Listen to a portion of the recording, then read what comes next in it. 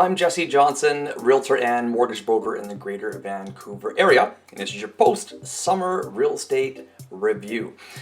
Okay, wow, we've had a very, very weird past couple years in real estate. I've been doing this for about 14 years, and I have not seen anything like what's going on. So we had a lot of media saying, oh yeah, July sales are going crazy. They weren't really going crazy, but they were going okay. So part of the reason how that came to be what it was is you had a lot of buyers that were on the fence. Now, traditionally, they would have bought in April or May or June. Instead, they were smart and they waited for the market to keep on dropping, which it did. And they were also waiting for summertime, which is traditionally one of the best times to buy. Summer and winter, best to buy. Spring, fall, best to sell, normally. So what happened was you got a whole bunch of buyers that started buying, getting great deals on properties. If you were trying to sell, on the other hand, unless you really needed to sell or you were selling with the intention of upgrading to more expensive property, this wasn't a good time for you. I was actually pulling the listings. Every single one of my listings, I literally pulled every single one off and said, guys, now is not the time for you to sell. Wait till fall, which is actually happening right now with the market being higher. It also helps with mortgage rates. 2.54%. That's insane for 5 years. That's near record lows. Pretty awesome. A couple other points before I forget. The new first home buyer incentive. Okay, let's talk about that. I'm going to cover that in a lot more detail in a thorough write-up in the next week with detailed calculators, everything to see how that's going to apply to you, as well as a list of all the first home buyer benefits for you. I work with everybody, investors, first home buyers, whatnot. Trudeau, his government announced if they get reelected, they're going to allow certain markets like Vancouver or Toronto to have a higher threshold to utilize this new incentive. They're willing to go up to almost 800,000. Right now, I played with the calculator. The highest I could get it was 505, assuming the household makes 120,000 with a whole bunch of other restrictions to see whether you're going to qualify for that or not. The biggest thing here I don't like is they're essentially kind of tricking you into owning 5% of your property. They now will own 5% equity in your property. It sounds a little fishy to me, so I'm not quite sure how I like this. Additionally, I've also heard the Trudeau government, not that I'm anti-Trudeau at all, I'm not quite sure what the hell I'm going to do these days on my day to vote, but they're saying they might now, or they're keeping quiet, but they might now be adding capital gains tax on principal residence if you sell.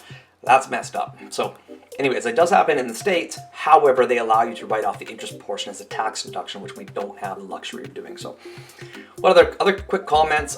Two more.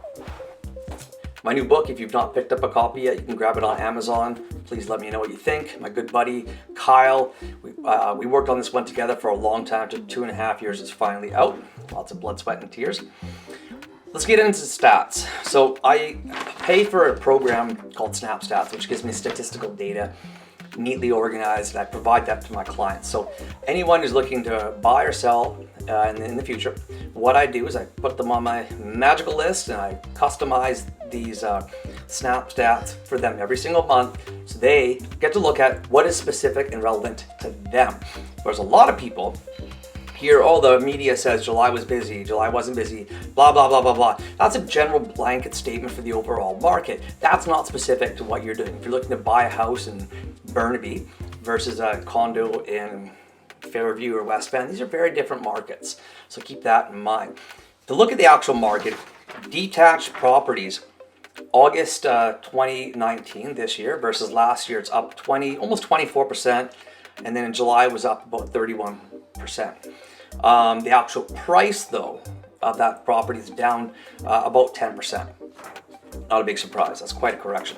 Detached condos, they're down about 7.5 to 9%, but sales were definitely up. Last year was horrific in summertime. Townhomes, the prices, yes, of course, they're down again, 8 and 9%, but sales are way up. What I'm finding is when you have these big discounts on the more expensive properties, they're selling a lot more now, but they were not for a long time. So to quickly get into some statistical data for you, this is the SnapStats. That's what I was talking about. So Burnaby, detached homes, down 10% in 1 month. The time on the market has gone up 81% in 1 month. Again, it's just 1 month. but that's still a lot. Detached condos. Vancouver condos are down 5%, but that's a generalization. It doesn't necessarily mean it's one specific area. West Vancouver, detached houses down 6% on the sale price. Condos up 6%. Interesting. Detached houses in Vancouver East Side up 3%. Condos are down 4%. It kind of actually balances out what happened in July. North Van, detached properties up 3%. North Van condos down 2%. It's very interesting. West Van detached houses up 27%. Obviously, there were some big sales. So, anyways, my point is, if you want to find out what the heck is going on with your property that you might be listing or the property you might be potentially buying, call me. I will help you. So, I'm Jessi Johnson. Own your life. Have a good day. Bye-bye.